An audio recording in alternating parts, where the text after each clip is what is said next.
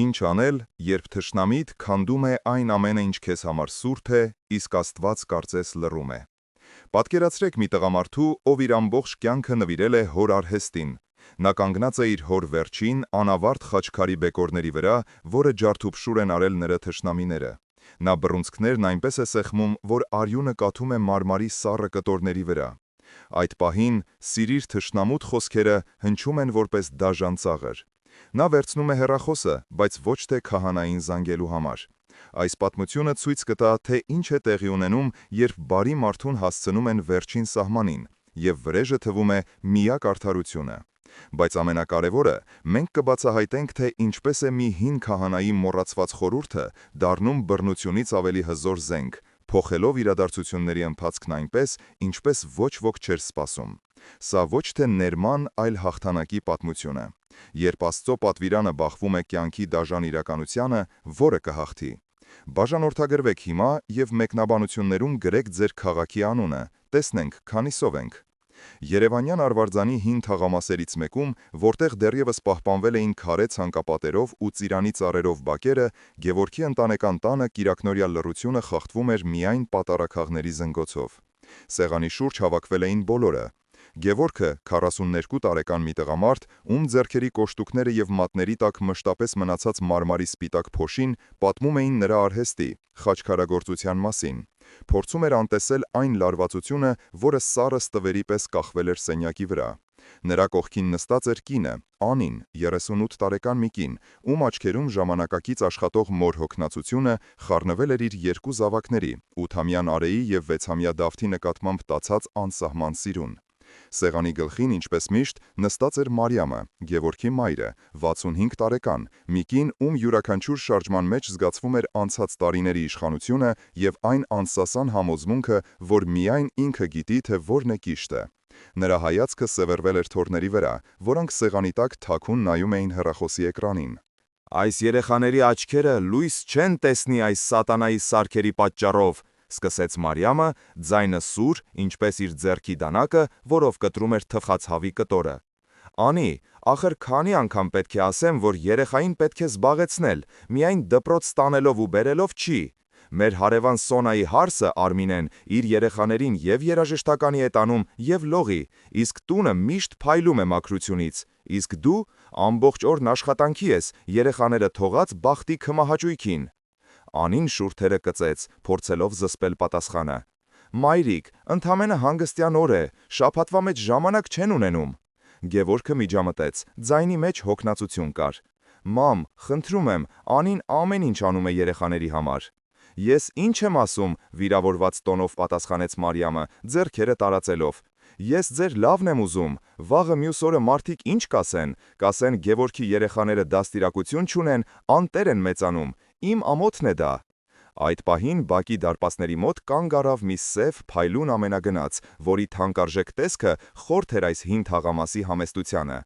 Մեքենայից դուրս եկավ մի տղամարդ թանկարժեք կոստյումով, ում ինքնավստահ քայլվածքն ու սառը հայացքը ակնթարթորեն փոխեցին օդի լարվածության բնույթը։ Դա Տիգրանն էր, քաղաքի ամենաազդեցիկ կառուցապատողներից մեկը։ Գևորգը դուրս եկավ նրան ընդառաջ, սրտում վատ կանխազգացում։ Նրանք կանգնեցին արհեստանոցի մոտ, որտեղ դարսված էին կիսատ թողնված խաչքարերն ու մարմարի մեծ սալերը։ Օդում կախված էր քարի փոշու և հողի հոտը։ «Գևորգյան», սկսեց Տիգրանը առանց ձեռք մեկնելու, ցուցադրաբար նայելով իր ոսկե ժամացույցին, «ես ժամանակ չունեմ երկար խոսելու, դու գիտես, որ ես գնել եմ ամբողջ թաղամասը, մնացել է միայն քո այս բակը։ Ես քեզ լավ գին եմ առաջարկում, այնքան գումար, որով դու կարող ես քաղաքի կենտրոնում բնակարան գնել և մոռանալ այս փոշու մասին»։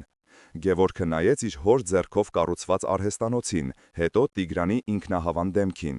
«Սա ուղղակի բակ չէ, պարոն Տիգրան, սա իմ հոր տունն է, իմ արհեստն է, սա չի վաճառվում»։ Տիգրանը ծիծաղեց, կարճ չոր ծիծաղով։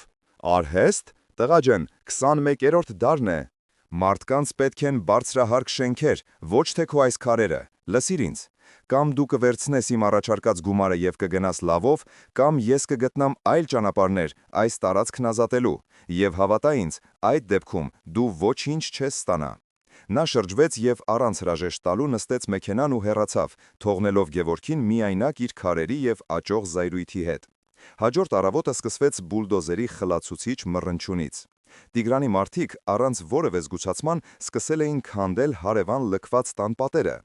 Մի հսկայական տրակտոր վտանգավոր կերպով մանևրում էր Գևորգի արհեստանոցի հին քարե ցանկապատի մոտ։ Գևորգը դուրս վազեց. «Զգույշ եղեք, սա իմ սեփականությունն է»։ Աշխատանքների ղեկավարը, մի կոպիտ տղամարդ, ծխախոտի մնացորդը քչեց գետնին։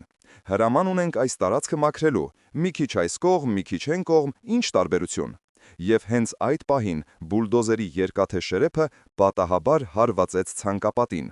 Մի քանի հսկայական քարեր տապալվեցին գետնին, բարձրացնելով փոշու ամպ։ Դա բացահայտ սպառնալիք էր, ուժի ցուցադրություն։ Գևորգը հասկացավ, որ սա ընդամենը սկիզբն է։ Նա զանգահարեց ոստիկանություն, բայց եկած տեսուչը միայն արձանագրություն կազմեց և ուսերը թոթվեց։ «Դժվար գործ է, եղբայր, Տիգրանը մեծ կապեր ունի»։ Այդ երեկո տան մթնոլորտը էլ ավելի գնիտյուչի էր։ Գևորգը նստած էր լուռ, ափսեի մեջ սառչող ընթրիքի առաջ։ Մարիամը չդիմացավ։ «Ամբողջ թաղամասը ձեր մասին է խոսում», սկսեց նա, ձայնը լի մեղադրանքով։ «Ասում են Տիգրանը քեզ տնիթդ հանում է։ Ես քեզ չէի ասում, որ պետք է ավելի ճկուն լինես։ Ինչի հասցրիր մեզ։ Հայրդ երբեք թույլ չէր տա, որ իրեն այսպես վերաբերվեն, նա տղամարդ էր»։ Այս վերջին նախադասությունը դանակի պես խրվեց Գևորգի սիրտը։ Անին փորձեց պաշտպանել նրան. «Մայրիկ, Գևորգի մեղքը չէ, այդ մարդն անօրեն է»։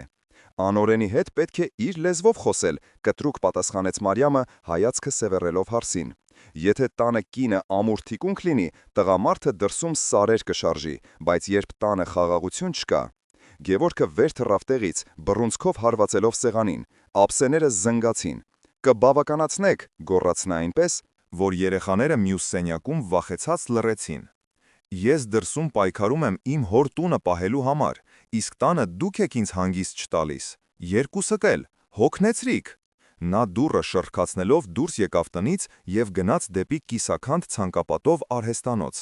Նա նստեց հոր անավարտ խաչքարի մոտ և գլուխը դրեց սառը փոշոտ քարին, զգալով իրեն լքված և մարդկանցից, և կարծես թե նույնիսկ Աստծուց։ Հաջորդ կիրակի օրը Գևորգի ընտանիքը գնաց Սուրբ Սարգիս եկեղեցի, բայց այս անգամ նրանց միջև տիրող լռությունը ավելի ծանր էր, քան եկեղեցու հնամենի քարերը։ Նրանք նստեցին սովորական տեղում, բայց կարծես անտեսանելի պատով բաժանված լինեին միմյանցից։ Մարիամը աղոթում էր, շուրթերը հազիվ շարժելով, բայց նրա դեմքը քարացած էր, իսկ հայացքը դատապարտող։ Անին փորձում էր կենտրոնանալ պատարագի խոսքերի վրա, սակայն սկեսուրի հայացքը զգում էր իր ծոծրակին։ Գևորգը նայում էր խորանի վրայի Քրիստոսի սրբապատկերին, փնտրելով մի պատասխան, մի նշան, որը ցույց կտար ելքը այս անելանելի թվացող իրավիճակից։ Այդ օրվա քարոզը կրկին Տեր Սահակն էր կարդում։ Նրա ձայնը ինչպես միշտ հանգիստ էր, բայց այս անգամ նրա խոսքերը կարծես ուղղված լինեին անձամբ Գևորգի ընտանիքին։ Նա խոսում էր Մատթեոսի ավետարանի այն հատվածի մասին, որտեղ Քրիստոսն ասում է. «Եթե դուք մարդկանց ներեք նրանց հանցանքները, ձեր երկնավոր Հայրն էլ ձեզ կների»։ Տեր Հայրը մեկնաբանում էր, որ ներումը ոչ թե թուլության նշան է, այլ հոգևոր ուժի դրսևորում, որ այն ազատում է ոչ միայն ներվողին, այլ առաջին հերթին ներողին, ատելության և դառնության բեռից։ Մարիամը լսում էր ու մտքում մտածում. «Իհարկե, պետք է ներել, բայց ինչպես ներել անարդարությունը, երբ քո որդու աշխատանքն ու պատիվն են ոտնահարում։ Ինչպես ներել հարսիդ, որը քո կարծիքով քանդում է քո ստեղծած օջախը»։ Նրա համար ներումը վերացական գաղափար էր, որը լավ էր հնչում եկեղեցու պատերի ներսում, բայց անիրագործելի էր թվում իրական կյանքում։ Գևորգի համար քահանայի խոսքերը մի նոր, ավելի ծանր բեռ դրեցին ուսերին. ներել Տիգրանին, այն մարդում, ով քանդում էր իր հոր ժառանգությունը։ Դա անհնարին էր թվում։ Բայց նույն պահին նա նայեց կնոջն ու մորը և հասկացավ, որ աններողամտության թույնը արդեն թափանցել էր իր սեփական տուն։ Պատարագից հետո, երբ նրանք դուրս էին գալիս եկեղեցուց, նրանց մոտեցավ Տեր Սահակը։ Նա ձեռքը դրեց Գևորգի ուսին։ «Գևորգ, որդիս, տեսնում եմ, որ սիրտդ ծանրացած է։ Հիշիր, ամենամեծ փոթորիկների ժամանակ է, որ մենք պետք է ամուր բռնենք Քրիստոսի ձեռքից։ Միայնակ մի փորձիր պայքարել»։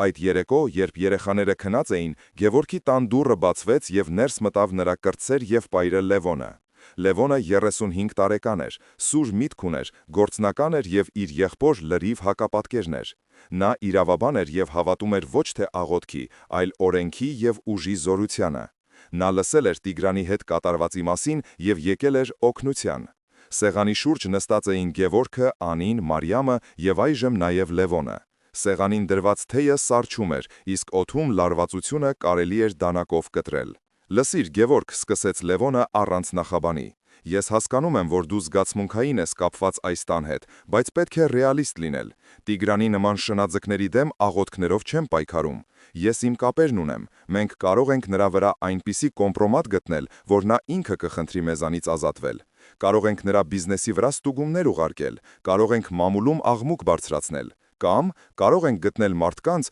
ովքեր նրան այնպես կբացատրեն, որ նա մոռանա այս թաղամասի ճանապարհը»։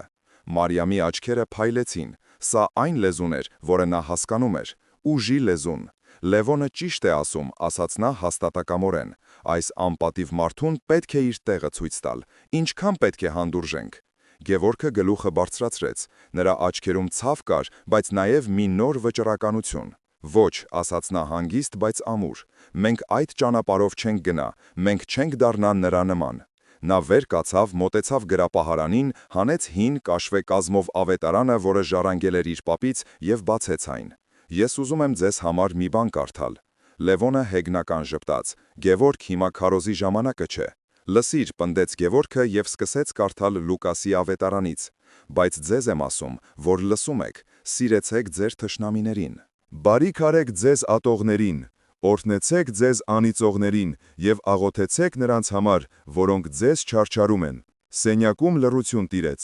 Առաջինը խախտեց այն Լևոնը, նա ծիծաղեց, բարձր, անկեղծ. «Սիրել Տիգրանին? Գևորգ, դու գլուխդ կորցրել ես։ Այդ մարդը քանդում է մեր տունը, իսկ դու ինձ Աստվածաշնչից մեջբերումներ ես անում»։ «Սա հավատք է, Լևոն», հանգիստ պատասխանեց Անին, առաջին անգամ խոսելով։ «Գուցե մենք չենք հասկանում, թե ինչպես, բայց սա է միակ ճիշտ ճանապարհը»։ «Ճիշտ ճանապարհը», պայթեց Մարիամը ոտքի կանգնելով, «ճիշտ ճանապարհը մեր ընտանիքի պատիվը պաշտպանելն է։ Գևորգ, հայրդ երբեք այսպիսի վախկոտություն թույլ չէր տա իրեն։ Դու խայտառակում ես նրա հիշատակը քո այս անիմաստ խոնարհությամբ»։ Այդ պահին ընտանիքը բաժանվեց երկու ճամբարի։ Մի կողմում ռեալիստներն էին, Լևոնն ու Մարիամը, որոնք հավատում էին մարդկային ուժին, խորամանկությանը և վրեժին։ Մյուս կողմում Գևորգն ու Անին էին, որոնք թեև լիովին չհասկանալով, փորձում էին կառչել Քրիստոսի խոսքից, ինչպես խեղդվողը փրփուրից։ Քրիստոսի խորհուրդը ոչ թե լուծեց խնդիրը, այլ ավելի սրեց այն, մերկացնելով նրանց սրտերում թաքնված վախերը, հպարտությունը և հավատքի պակասը։ Գիշերը իջավ տան վրա, բայց ոչ ոքի համար խաղաղություն չբերեց։ Ընտանեկան բուռն վեճից հետո, անցած գիշերը Գևորգը աչք չէր կպցրել։ Նա անվերջ պտտվում էր արհեստանոցում, քայլելով կիսատ խաչքարերի և մարմարի սառը սալերի միջով։ Եղբոր խոսքերը, «սա հիմարություն է» և մոր մեղադրանքը, «դու խայտառակում ես հորդ հիշատակը», արձագանքում էին մտքում, խառնվելով Քրիստոսի խաղաղ, բայց անհասկանալի թվող պատվիրանին՝ «Սիրեցեք ձեր թշնամիներին»։ Նա փորձում էր պատկերացնել, թե ինչպես կարելի է սիրել Տիգրանին։ Դա անհնար էր թվում։ Բայց գուցե սիրելը չի նշանակում զգալ, այլ նշանակում է գործել։ Գուցե պետք է անել մի բարի քայլ, անգամ եթե սիրտդ լի է դառնությամբ։ Այս միտքը, որպես փրկողակ, կառչեց նրա գիտակցությունից։ Արևածագին նա որոշում կայացրեց։ Նա վերցրեց մի փոքրիկ, գեղեցիկ մշակված մարմարի կտոր, որը մնացել էր իր հոր աշխատանքներից, և ամբողջ առավոտ աշխատեց դրա վրա։ Նա չէր քանդակում բարդ զարդանախշեր, այլ միայն մի պարզ, բայց կատարյալ համաչափություններով խաչ։ Այդ աշխատանքի մեջ նա դրեց իր ողջ ցավը, իր ողջ շփոթմունքը և իր հավատքի փխրուն հույսը։ Նա ուզում էր հավատալ, որ բարությունը կարող է ավելի ուժեղ լինել, քան չարությունը։ Կեսօրին, ձեռքին փոքրիկ սպիտակ կտորի մեջ փաթաթված խաչքարը, Գևորգը կանգնած էր Տիգրանի շքեղ գրասենյակի դիմաց, քաղաքի կենտրոնում գտնվող մի ապակեպատ երկնաքերում։ Նրա սիրտը բաբախում էր, ափերը քրտնել էին։ Նա իրեն զգում էր Դավիթը Գողիաթի դիմաց, բայց առանց պարսատիկի։ Քարտուղարուհին, զարմացած նրա հասարակ, աշխատանքային հագուստից, սկզբում չէր ուզում ներս թողնել, բայց Գևորգի հաստատակամ տեսքը ստիպեց նրան զանգահարել Տիգրանին։ Մի քանի րոպե անց Գևորգը կանգնած էր մի հսկայական սենյակում, որի պատուհանից ամբողջ քաղաքը երևում էր ափի մեջ։ Տիգրանը նստած էր իր մեծ կաշվե բազկաթոռին, չբարձրացնելով գլուխը թղթերից։ «Ինչ ես ուզում, Գևորգյան, եկել ես ընդունելու իմ առաջարկը»։ Գևորգը լուռ մոտեցավ սեղանին և զգուշորեն դրեց կտորի մեջ փաթաթված խաչքարը։ «Սա ձեզ համար է», ասաց նա, ձայնը հազիվ դուրս գալով։ Ես ուզում եմ, որ խաղաղություն լինի մեր միջև, թող Աստված օրհնի ձեր աշխատանքը։ Տիգրանը վերջապես բարձրացրեց գլուխը։ Նրա հայացքում զարմանք կար, որն արագ փոխարինվեց արհամարհանքով։ Նա վերցրեց փոքրիկ խաչքարը, մի պահ պտտեց ձեռքին, զննեց այն, կարծես գնահատելով մարմարի որակը։ Գևորգի սրտում հույսի մի կայծ վառվեց, գուցե սա կաշխատի։ Գուցե մարդկային սրտի խորքում, նույնիսկ ամենաքարացածի, կա մի տեղ բարության համար։ Բայց հետո Տիգրանը արեց մի բան, որը սառեցրեց արյունը Գևորգի երակներում։ Նա անփութորեն, կարծես ծխախոտի մնացորդ լիներ, խաչքարը նետեց իր սեղանի կողքին դրված աղբամանի մեջ։ Մարմարի և մետաղի բախումից կարճ տհաճ ձայն լսվեց։ «Ինձ քո քարերը պետք չեն», սառը ասաց Տիգրանը, կրկին խոնարհվելով իր թղթերի վրա։ «Ինձ քո հողն է պետք, դու ունես 24 ժամ մտածելու համար։ Վաղը այս ժամին իմ առաջարկը կրկնակի կնվազի։ Հիմա կարող ես գնալ»։ Գևորգը կանգնած էր քարացած, նվաստացումը այրում էր նրան ներսից։ Նրա բարի կամքի դրսևորումը, նրա հավատքի փորձը ոտնատակ էր արվել ամենացինիկ ձևով։ Նա զգում էր, թե ինչպես է իր ներսում զայրույթի ալիքը բարձրանում, խեղդելով ներողամտության և սիրո մասին բոլոր մտքերը։ Նա դուրս եկավ գրասենյակից ոչինչ չասելով, բայց նրա սրտում միայն մեկ ցանկություն կար՝ վրեժ։ Ճանապարհին, չգիտակցելով, թե ուր են տանում իրեն ոտքերը, նա հայտնվեց Սուրբ Սարգիս եկեղեցու բակում։ Նա տեսավ Տեր Սահակին, որը զրուցում էր մի քանի ծխականների հետ։ Տեսնելով Գևորգի խելագարված հայացքը, քահանան մոտեցավ նրան։ «Ինչ է պատահել որդիս»։ Գևորգը պատմեց ամեն ինչ, ձայնը դողալով զայրույթից և նվաստացումից։ «Ես փորձեցի, Տեր հայր, ես փորձեցի անել այն, ինչ ասում է ավետարանը, բայց դա անօգուտ է, այդ մարդը սիրտ չունի, նրա հետ պետք է խոսել միայն ուժի լեզվով»։ Տեր Սահակը ուշադիր լսեց, հետո նրան տարավ եկեղեցու ներսը, որտեղ հանգիստ էր ու զով։ Նրանք նստեցին վերջին նստարանին։ «Գևորգ», սկսեց քահանան փափուկ ձայնով, «դու արեցիր մի շատ դժվար քայլ,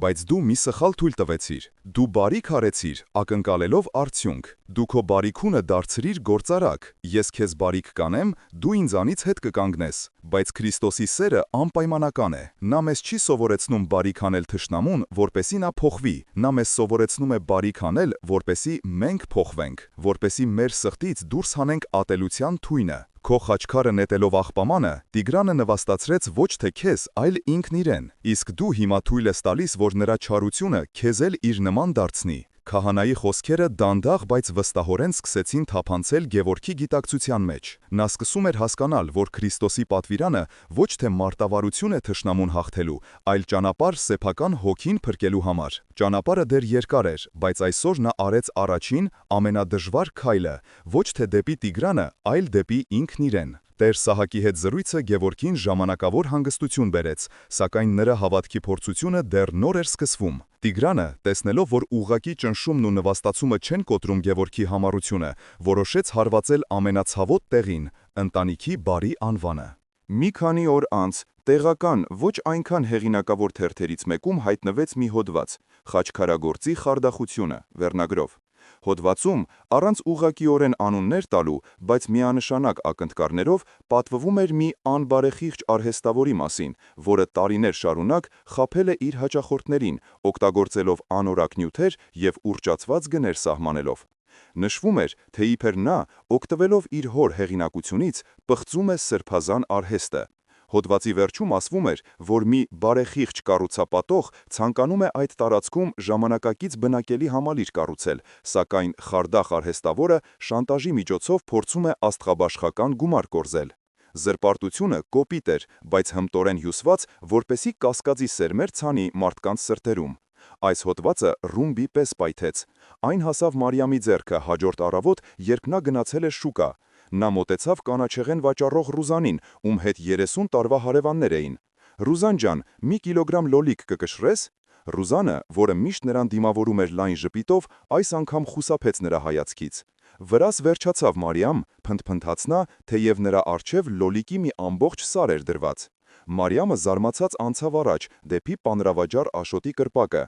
Աշոտը, տեսնելով նրան, շրջվեց և սկսեց զբաղվել մեկ այլ գնորդով, ձևացնելով, թե չի նկատում։ Մարիամը կանգնեց մի պահ, ոչինչ չհասկանալով։ Հետո նա տեսավ, թե ինչպես են մարդիկ նայում իրեն, շշնջում միմյանց ականջին և ցույց տալիս թերթի ծալված օրինակները։ Ամոթի եւ նվաստացման կարմիր ալիքը ողողեց նրա դեմքը, նա դատարկ զամբյուղը ձեռքին գլխի կոր դուրս եկավ շուկայից։ Ինչ կասեն մարդիկ, սկզբունքը, որը նրա կյանքի առանցքն էր, փշուր-փշուր եղավ նրա ոտքերի տակ։ Երեկվա հարգված տիկինը այսօր դարձել էր բամբասանքի առարկա։ Երբ Մարիամը վերադարձավ տուն, նա նման էր ստվերի, նա թերթը շպրտեց սեղանին Գևորգի եւ Անիի առաջ։ Ահա քո սիրեցեք թշնանիներինի արդյունքը, ձայնը խրպոտաց էր արցունքներից։ Նա ոչ միայն մեր տունն է խլում, այլև մեր անունն ու պատիվը։ Դու մեզ խայտարակեցիր ամբողջ աշխարհով մեկ, քո հայրը երեզմանում շուռ կգար, եթե տեսներ այս ամենը։ Գևորգը կարդաց հոդվածը, եւ նրա դեմքը քարացավ։ Զայրույթը, որը նկարծում էր, թե հաղթահարել է, նոր ուժով բորբոքվեց։ Նա հասկացավ, որ Տիգրանը պատերազմ է հայտարարել ոչ միայն իրեն, այլև իր ամբողջ ընտանիքին։ Այդ երեկո տանը հավաքվեցին նաև Լևոնը եւ մի քանի մտերիմ ազգականներ։ Լևոնը հաղթական տեսք ուներ։ «Դե, հիմա հասկացաք, որ ես ճիշտ էի», ասաց նա։ «Այս տեսակ մարդկանց հետ բարությամբ չեն խոսում, պետք է պատասխանել, եւ պատասխանել կոշտ։ Ես արդեն խոսել եմ մի լրագրողի հետ։ Մենք կարող ենք պատասխան հոդված տպագրել, պատմել Տիգրանի բոլոր մութ գործերի մասին, թող ինքը հայտնվի այս վիճակում»։ Բոլորը բացի Անիից համաձայնեցին։ Նույնիսկ Գևորգի մեջ կասկածի որդը սկսեց կրծել նրա վճռականությունը։ Գուցե Լևոնը ճիշտ է, գուցե Քրիստոսի խորհուրդը վերաբերում է անձնական վիրավորանքներին, բայց ոչ այն դեպքին, երբ քո ընտանիքի պատիվն են ոտնահարում։ Գուցե պետք է պաշտպանվել։ Նա նայեց Անիին, փնտրելով աջակցություն, բայց Անին լուռ էր։ Նրա աչքերում նույնպես շփոթմունք կար։ Ինչպես պահպանել հավատքը, երբ ամբողջ աշխարհը քեզ դեմ է դուրս եկել, երբ քո բարությունը ընկալվում է որպես թուլություն, իսկ խոնարհությունը որպես վախկոտություն։ Գևորգը հայտնվել էր հոգևոր փակուղում։ Մի կողմից Քրիստոսի խոսքերն էին, որոնք հնչում էին նրա սրտում, մյուս կողմից իրականության դաժան հարվածները, իր մոր արցունքները եւ եղբոր բանական փաստարկները։ Նա հավատում էր, բայց սկսում էր կասկածել, թե արդյոք ճիշտ է հասկանում իր հավատքի էությունը։ Նա զգում էր, որ պատասխանը ինչ-որտեղ թաքնված է, բայց ինքը չի կարողանում գտնել այն։ Գևորգը հասել էր իր տոկունության սահմանագծին։ Ընտանեկան պառակտումը, հանրային նվաստացումը եւ սեփական անզորության զգացումը նրան հասցրել էին հոգեկան ուժասպառության եզրին։ Նա այլևս չէր կարողանում աղոթել։ Բարերը խեղդվում էին կոկորդում, իսկ երկինքը թվում էր պղնձե ու խուլ։ Մի առավոտ, առանց որևէ մեկին բառ ասելու, նա նստեց իր հին մեքենան եւ քշեց քաղաքից դուրս դեպի լեռները, որտեղ, ինչպես լսել էր, գտնվում էր մի մեկուսի կիսավեր վանք, Գեղարդի վանքի հարևանությամբ։ Նա չէր գնում այնտեղ հոգևոր խորհուրդ փնտրելու կամ աղոթելու, նա պարզապես փախչում էր։ Փախչում էր մոր մեղադրող հայացքից, եղբոր հեգնանքից, Տիգրանի չարությունից եւ ամենից շատ իր սեփական մտքերի խառնաշփոթից։ Նա գտավ վանքը, մի քանի քալե պատեր, որոնք համառորեն կանգուն էին մնացել դարերի փոթորիկների դեմ, եւ մի փոքրիկ մատուռ, որտեղ մի քանի վանականներ էին ապրում։ Գևորգը ոչ ոքի հետ չխոսեց։ Նա պարզապես գտավ մի քար վանքի բակում, նստեց դրա վրա եւ սկսեց նայել դատարկությանը։ Նրա միտքը լուռ էր, սիրտը դատարկ։ Նա այլևս ոչինչ չէր ակնկալում, ոչինչ չէր փնտրում։ Այդպես անցան 2 օր։ Նա նստած էր լուռ, իսկ կյանքը վանքում շարունակվում էր իր հունով։ Նա տեսնում էր, թե ինչպես են սակավաթիվ վանականները աշխատում, աղոթում, կիսում իրենց համեստ սնունդը։ Երրորդ օրը, երբ նա նստած էր իր սովորական տեղում, նրա ուշադրությունը գրավեց մի տեսարան։ Մի խումբ երեխաներ, որոնք եկել էին մոտակա գյուղից, խաղում էին վանքի բակում։ Նրանցից մեկը, մի 10 տարեկան տղա, վերցրեց մի սուր եզրերով քար եւ նետեց բակում պառկած թափառող շան ուղությամբ։ Քարը դիպավ շանթաթին եւ կենդանին ցավից վնգստալով փախավ։ Գևորգի ներսում զայրույթի ալիք բարձրացավ։ Նա ուզում էր վեր կենալ եւ բռնել տղայի ականջից, բայց նրան կանգնեցրեց մի ծեր վանականի շարժումը։ Վանականը, որի դեմքը կնճիռների ցանց էր, իսկ աչքերը խորը եւ իմաստուն, լուռ մոտեցավ այն տեղին, որտեղ ընկել էր քարը։ Նա հանգիստ բարձրացրեց այն, մաքրեց հողից եւ տղայի վրա հետ նետելու կամ նրան նախատելու փոխարեն տարավ եւ զգուշորեն դրեց վանքի կիսաքանդ պատի հիմքում, լրացնելով առաջացած բացը։ Նա ոչինչ չասաց, բայց նրա գործողությունը ավելի խոսուն էր, քան ցանկացած քարոզ։ Այդ պահին Գևորգի գլխում կարծես կայծակ փայլատակեց։ Նա հանկարծ տեսավ այն, ինչին երկար ժամանակ կուրորեն նայում էր։ Նա հասկացավ Քրիստոսի խոսքերի իրական, ցնցող իմաստը։ Սիրեցեք ձեր թշնամիներին։ Դա չէր նշանակում պասիվորեն հանդուրժել չարությունը, դա չէր նշանակում թույլ տալ, որ քեզ ոտնահարեն, դա չէր նշանակում նույնիսկ ներքուստ ներել, շարունակելով տառապել։ Դա նշանակում էր ինչ-որ բան աներևակայելիորեն ավելի արմատական և հզոր։ Դա նշանակում էր վերցնել թշնամու կողմից քո դեմ ուղղված չարության էներգիան, նրա ատելությունը, նրա ագրեսիան, նրա քարը, և դրանով ոչ թե պատասխան հարված հասցնել, այլ կառուցել, վերափոխել կործանարար ուժը արարիչ ուժի, չզիջել, այլ վերահղել հարվածը, այն դարձնելով քո սեփական պատի հիմնաքարը։ Տիգրանը նրա վրա նետում էր զրպարտություն, ճնշում, նվաստացում։ Իսկ ինքը, Գևորգը, փորձում էր կամ այդ քարերը հետ նետել, ինչպես առաջարկում էր Լևոնը, կամ պարզապես կանգնել դրանց տակ, թույլ տալով, որ իրեն ջախջախեն։ Բայց կար երրորդ ճանապարհ՝ Քրիստոսի ճանապարհը։ Վերցնել այդ քարերը և դրանցով կառուցել մի բան, որը Տիգրանը երբեք չէր կարող քանդել։ Այս գիտակցումից Գևորգի շունչը կտրվեց։ Նա հասկացավ, որ մինչ այս պահը ինքը կարդում էր ավետարանը, բայց չէր հասկանում դրա էությունը։ Նա փորձում էր կիրառել Քրիստոսի խորհուրդը որպես կանոն, որպես արտաքին գործողություն, մինչդեռ դրա ողջ իմաստը ներքին փոխակերպման մեջ էր։ Դա ոչ թե պարտություն ընդունելու, այլ հաղթանակի բանաձև էր, բայց մի հաղթանակի, որը չի կործանում թշնամուն, այլ անզոր է դարձնում նրա չարությունը։ Նրա բոլոր նախորդ փորձերը՝ Տիգրանին խաչքար նվիրելը, ընտանիքին համոզելը, այժմ նրան թվում էին միամիտ և մակերեսային։ Նա գործում էր առանց հասկանալու գործողության հոգին։ Այժմ ամեն ինչ պարզ էր դարձել։ Նա վեր կացավ։ Նրա աչքերում այլևս չկար ոչ հուսահատություն, ոչ զայրույթ, ոչ շփոթմունք։ Դրանց փոխարինել էր մի հանգիստ, պողպատե վճռականություն։ Նա գիտեր, թե ինչ պետք է անի։ Նա չգիտեր, թե ինչով կավարտվի այս ամենը, բայց նա գիտեր, որ գտել է ճիշտ ճանապարհը։ Նա մոտեցավ ծեր վանականին, որը շարունակում էր իր գործը, խոնարհվեց և համբուրեց նրա կոշտացած աշխատավոր ձեռքը։ «Շնորհակալ եմ, Հայր Սուրբ», ասաց նա պարզապես։ Վանականը նայեց նրան իր խորաթափանց աչքերով և ժպտաց. «Աստված քեզ հետ, որդիս, գնա և կառուցիր»։ Գևորգի վերադարձը լուռ էր։ Նա մեքենան կանգնեցրեց բակում և մտավ տուն։ Նրա դեմքին մի նոր արտահայտություն կար, հանգիստ, բայց միևնույն ժամանակ անսասան վճռականությամբ լի։ Նրա ընտանիքի անդամները՝ Անին, Մարիամը և Լևոնը, որը կրկին եկել էր ռազմական խորհրդի, նստած էին հյուրասենյակում, լարված և մռայլ։ Նրանք շրջվեցին դեպի նա, սպասելով բացատրությունների նրա երկօրյա բացակայության համար։ Գևորգը ոչինչ չասաց, միայն մոտեցավ և միացրեց սեղանի լամպը։ Փափուկ լույսը ընկավ նրանց դեմքերին, ընդգծելով հոգնածությունն ու անհանգստությունը։ Նա նստեց նրանց դիմաց և խորը շունչ քաշեց։ Նրա ձայնը հանգիստ էր, առանց զայրույթի կամ հուսահատության հետքի։ «Ես գտա պատասխանը», ասաց նա պարզապես։ Լևոնը անհամբեր շարժվեց։ «Ինչ պատասխան, Գևորգ, որոշեցիր վերջապես լսել ինձ և դատի տալ այդ սրիկային»։ Գևորգը ժպտաց, բայց դա ոչ թե ուրախության, այլ խորը ներքին խաղաղության ժպիտ էր։ «Ոչ, Լևոն, ես որոշեցի կառուցել»։ Նա շարունակեց, բացատրելով իր տեսիլքը, որը ծնվել էր վանքի բակում։ Նա խոսում էր ոչ թե վրեժի, այլ վերափոխման մասին, ոչ թե պայքարի, այլ արարման մասին։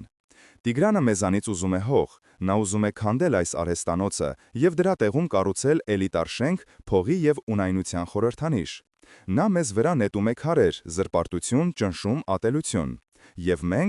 մենք կվերցնենք նրա նետած յուրաքանչյուր քարը և դրանով կկառուցենք մի բան, որը նա չի կարող ոչ գնել, ոչ քանդել։ Մեր հողի հենց այն ծայրում, նրա ապագա շինհրապարակի քթի տակ կա մի հին լքված մատուռի ավերակներ։ Մենք կվերականգնենք այդ մատուռը, մեր ձեռքերով, անվճար։ Մենք նրա շահույթի տարածքը կվերածենք աղոթքի վայրի։ Մենք նրա ատելության էներգիան կվերածենք հավատքի էներգիայի։ Սենյակում մի պահ մեռյալ լռություն տիրեց։ Առաջինը խոսեց Լևոնը։ «Դու խելագարվել ես»։ Նա ոտքի կանգնեց։ «Սա ի՞նչ է, նոր կրոնական զառանցանք»։ «Մինչ դու քո մատուռը կկառուցես, նա բուլդոզերներով կմտնի ու հողին կհավասարեցնի ամեն ինչ։ Սա ինքնասպանություն է»։ Մարիամը նայում էր որդուն, դեմքին շփոթմունքի և անհավատության խառնուրդ։ Նա չէր հասկանում։ Նրա համար պատիվը պաշտպանում էին ուժով, ոչ թե քարեր դնելով։ «Գևորգ, տղաս, գուցե հանգստանաս», ասաց նա զգուշորեն, «դու հոգնած ես»։ Բայց հետո խոսեց Անին։ Նա ամբողջ ընթացքում լուռ նայում էր ամուսնուն։ Նա տեսնում էր ոչ թե խելագարություն, այլ մի բան, որը վաղուց չէր տեսել նրա աչքերում՝ լույս, ուժի և հավատքի լույս։ Նա մոտեցավ Գևորգին, վերցրեց նրա ձեռքը և ամուր սեղմեց։ Ես քեզ հետ եմ, ասաց նա հանգիստ, բայց այնպիսի հաստատակամությամբ, որը զարմացրեց բոլորին, նույնիսկ իրեն։ Այդ պահին նրանց միջև գոյացավ մի նոր, անխախտելի դաշինք։ Լևոնը, տեսնելով, որ իր խոսքերը տեղ չեն հասնում, զայրացած թավ տվեց ձեռքը։ «Արա, ինչ ուզում ես, երբ քեզ փողոց նետեն, ինձ մոտ մի արի»։ Նա դուռը շրխկացնելով դուրս եկավ։ Մարիամը մնաց նստած, գլուխը կախ։ Նա չէր սատարում Լևոնին, բայց և չէր կարողանում ընդունել Գևորգի որոշումը։ Նա երկու կրակի արանքում էր՝ իր աշխարհիկ պատկերացումների և որդու անհասկանալի հավատքի։ Հաջորդ օրը Գևորգն ու Անին գնացին տեր Սահակի մոտ։ Գևորգը պատմեց նրան իր հայտնության և որոշման մասին։ Քահանան երկար լսում էր, նրա աչքերը փայլում էին։ Երբ Գևորգն ավարտեց, տեր հայրը վեր կացավ և գրքեց նրան։ «Որդիս», ասաց նա հուզված ձայնով, «դու հասկացել ես այն, ինչ շատ աստվածաբաններ չեն հասկանում իրենց ամբողջ կյանքի ընթացքում։ Դու հասկացել ես խաչի զորությունը, ոչ թե որպես տառապանքի, այլ որպես հաղթանակի խորհրդանիշ։ Հաղթանակ չարի նկատմամբ, ոչ թե այն ոչնչացնելով, այլ այն վերափոխելով»։ Նա շրջվեց դեպի եկեղեցու բակում հավաքված մի քանի ծխականների։ «Եղբայրներ», բարձրացրեց նա ձայնը, «մեր եղբայր Գևորգը Աստծո գործ է սկսում, նա ուզում է վերականգնել մեր թաղամասի հին մատուռը, ո՞վ է պատրաստ օգնելու նրան»։ Սկզբում լռություն տիրեց, մարդիկ նայում էին միմյանց, կասկածանքով։ Նրանք լսել էին թերթի հոդվածի մասին, լսել էին Տիգրանի սպառնալիքների մասին։ Բայց հետո առաջ եկավ մի տարեց մարդ, վարպետ Սարգիսը, որը ժամանակին Գևորգի հոր հետ էր աշխատել։ «Եթե Գևորգի հոր որդին է կառուցում, ուրեմն քարը ամուր կլինի», ասաց նա, «ես կօգնեմ»։ Նրան միացան ևս մի քանիսը։ Նրանք շատ չէին, ընդամենը 5-6 հոգի, բայց նրանց աչքերում վճռականություն կար։ Համայնքը սկսում էր արձագանքել։ Ոմանք կասկածում էին, ոմանք վախենում, բայց մի փոքրիկ խումբ պատրաստ էր հետևելու այս անսովոր, խենթ թվացող, բայց հավատքով լի ճանապարհին։ Պայքարը նոր փուլ էր Նավլիզա։ Հաջորդ երկուշաբթի առավոտյան, երբ Տիգրանի բուլդոզերները նորից սկսեցին իրենց խլացուցիչ աշխատանքը հարևան տարածքում, Գևորգը և նրա փոքրիկ ջոկատը, Անին, վարպետ Սարգիսը և ևս 4 հոգի սկսեցին իրենց գործը։ Նրանք չփորձեցին խանգարել Տիգրանի մարդկանց, չվիճեցին նրանց հետ։ Փոխարենը, նրանք սկսեցին մաքրել հին մատուռի ավերակները, հանելով տարիների ընթացքում կուտակված աղբն ու մոլախոտերը։ Գևորգը բերել էր իր գործիքները, և շուտով լսվեց մուրճի և հատիչի ռիթմիկ ձայնը, որը խառնվում էր բուլդոզերների մռնչյունին։ Դա երկու աշխարհների, երկու փիլիսոփայությունների ձայնային մենամարտ էր, քանդման աղմուկը ընդդեմ արարման երաժշտության։ Կեսօրին մոտ ժամանեցին Տիգրանի ջիպերը։ Մեքենաներից դուրս եկան մի քանի մարզական կազմվածքով տղաներ, Տիգրանի անվտանգության աշխատակիցները։ Նրանք չէին մոտենում, ֆիզիկական ուժ չէին կիրառում, բայց սկսեցին հոգեբանական ճնշման իրենց արշավը։ Նրանք միացրին մեքենաների երաժշտությունը ամբողջ հզորությամբ, տարածքը լցնելով ռաբիսի ականջ ծակող հնչյուններով։ Հետո սկսեցին վիրավորանքներ տեղալ Գևորգի և նրա ընկերների հասցեին, անվանելով նրանց խելագարներ, աղանդավորներ, անբաններ։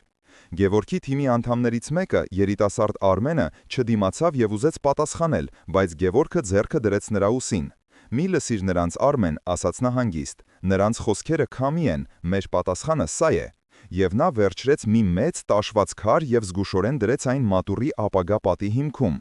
Այդ պահին նա հասկացավ, որ Տիգրանի յուրաքանչյուր վիրավորանք, յուրաքանչյուր ագրեսիվ գործողություն իրենց համար դառնում է ևս մեկ քար, ևս մեկ շարժառիթ շարունակելու իրենց գործը։ Նրանց ատելությունը դառնում էր իրենց շինանյութը։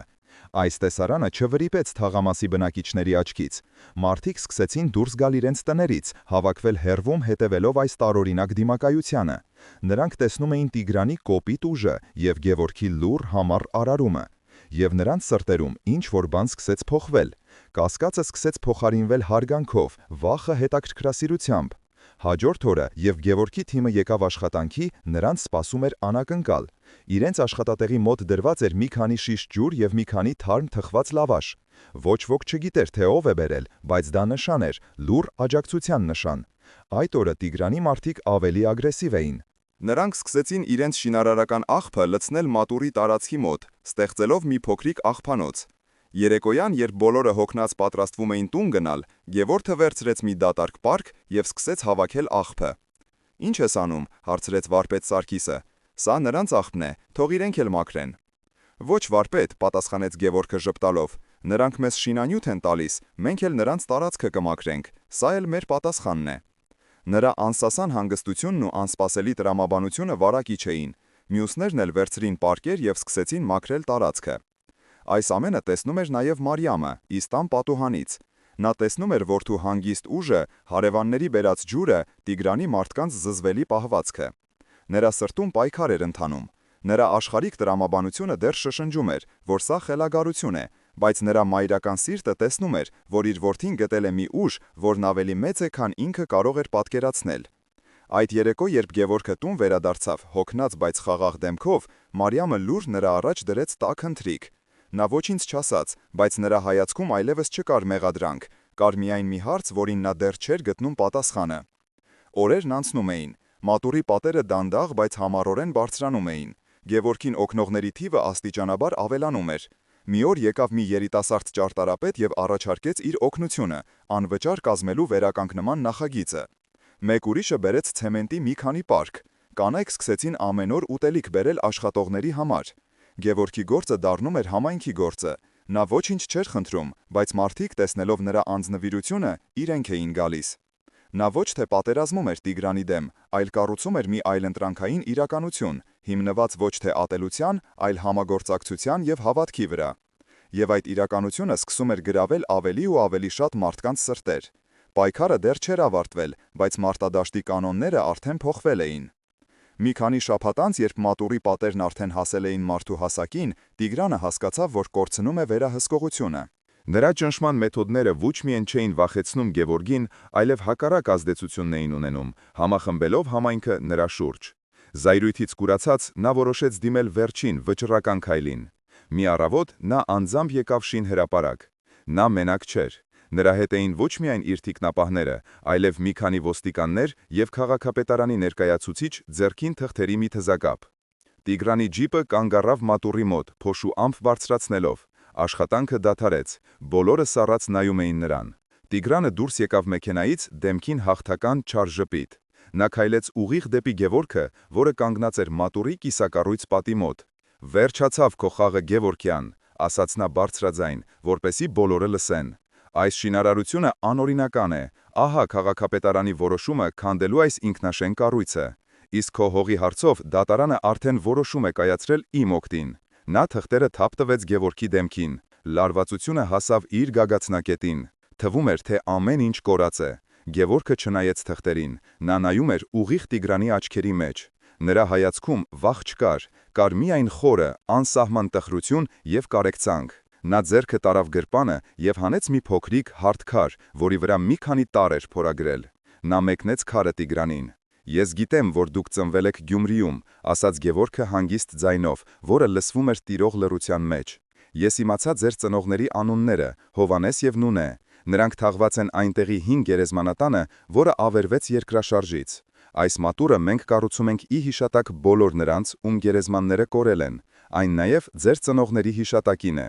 Ես ուզում էի, որ այս քարը նրանց անուններով լիներ մատուռի առաջին քարերից մեկը»։ Տիգրանը քարացած նայում էր քարին, հետո Գևորգին։ Նրա դեմքի ինքնավստահ դիմակը սկսեց ճաքչքել։ Նա սպասում էր ամեն ինչի, դիմադրության, վեճի, անեծքների, բայց ոչ սրան։ Գևորգը նրան չէր դատում, չէր մեղադրում, նա նրա մեջ տեսնում էր ոչ թե թշնամի, այլ մարդ, ով նույնպես ունի անցյալ, ունի կորուստ, ունի ցավ։ Այդ պահին Տիգրանի ներսում ինչ-որ բան կոտրվեց։ Նրա ողջ կյանքի կառուցած պատը,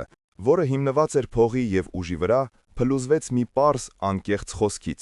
Նրա աչքերը լցվեցին արցունքներով, որոնք նա արագ սրբեց։ Նա լուռ շրջվեց, առանց որևէ մեկին նայելու նստեց իր մեքենան և հեռացավ։ Ոստիկաններն ու պաշտոնյան շփոթված մի պահ կանգնելուց հետո նույնպես հեռացան։ Մի քանի ամիս անց մատուռը կանգնած էր, սպիտակ ու լուսավոր, որպես հավատքի և միասնության խորհրդանիշ։ Տիգրանը այլևս չհայտնվեց։ Նրա շինարարական նախագիծը լուռ չեղարկվեց։ Գևորգի արհեստանոցը աշխատում էր ինչպես երբեք։ Պատվերները գալիս էին Հայաստանի տարբեր ծայրերից։ Մարդիկ ուզում էին խաչքար ոչ թե պարզապես մի արհեստավորից, այլ այն մարդուց, ով կարողացել էր քարից ոչ միայն խաչ կերտել, այլև հավատք կառուցել։ Բայց ամենամեծ փոփոխությունը տեղի էր ունեցել նրա ընտանիքում։ Մի օր, երբ Գևորգն աշխատում էր արհեստանոցում, դուռը բացվեց և ներս մտավ Լևոնը։ Նա հագել էր հասարակ աշխատանքային հագուստ։ Նա լուղ վերցրեց մի մուրջ, մոտեցավ մի անմշակ քարի և սկսեց աշխատել Գևորգի կողքին։ Նա ոչինչ չասաց, բայց այդ լռության մեջ կար ամեն ինչ՝ ներողություն, հարգանք, եղբայրական սեր։ Նրանց մայրը՝ Մարիամը, հաճախ էր գալիս մատուռ, մոմ վառում և երկար նստում լուռ։ Նա դեռ լիովին չէր հասկանում, թե ինչպես դա տեղի ունեցավ, բայց նա գիտեր, որ իր որդին գտել էր մի իմաստություն, որն ավելի թանկ էր, քան հարևանների կարծիքը։ Սիրելի եղբայրներ և քույրեր, այս պատմությունը մեզ սովորեցնում է մի կարևոր ճշմարտություն։ Քրիստոսի խորհուրդը սիրել թշնամուն պարզապես բարոյական կոչ չէ, դա հոգևոր տեխնոլոգիա է, ամենահզոր զենքը չարի դեմ, դա կործանման էներգիան արարման վերածելու արվեստն է։ Գևորգը հաղթեց ոչ թե այն ժամանակ, երբ Տիգրանը հեռացավ, այլ այն պահին, երբ նա կարողացավ Տիգրանի մեջ տեսնել ոչ թե հրեշի, այլ կորուսյալ, տառապող մարդու։ Եվ սա այն դասն է, որը մենք բոլորս կարող ենք կիրառել մեր կյանքում, մեր ընտանիքներում, մեր համայնքներում, մեր երկրում։ Կիսվեք մեկնաբանություններում, թե ինչպես կկիրառեիք Հիսուսի այս խորհուրդը ձեր սեփական կյանքի մարտահրավերներում։ Ինչպես կարող ենք մեր դեմ ուղղված քարերով կառուցել, ոչ թե քանդել։ Շնորհակալ եմ ձեր ուշադրության համար։ Թող Աստծո խաղաղությունը լինի բոլորիս հետ։ Ամեն։